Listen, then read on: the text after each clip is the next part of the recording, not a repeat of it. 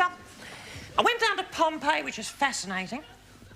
And I had a look. I've never been to Pompei, and as you know, that Mount Edna, my namesake, exploded.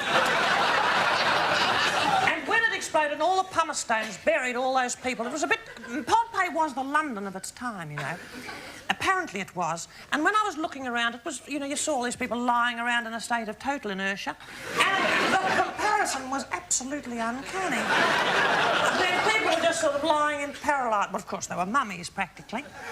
And what they did, the archaeologists used to come when they were looking for the bit of pumice, rub off the ciggy stains. They'd come and they'd dig, honestly they would, in Pompei. I've just been there, it's fresh in the mind.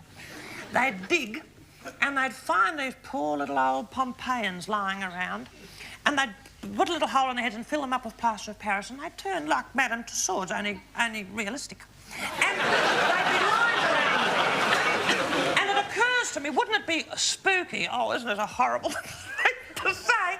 But wouldn't it be ghastly if Hampstead exploded, or whatever's the nearest volcano to here? I think it is. Mount Hampstead is an extinct... Well, it's thought to be extinct, but I think it's dormant. I think it is. It blew up, the pumice stones came over here, and we were all buried, and centuries, millions of years later, people dug us all up. They'd wonder what the dickens we were doing, didn't they? They would say you were there. They'd say, what? It must be a religious service. They'd say these people are worshipping a goddess, and they would... But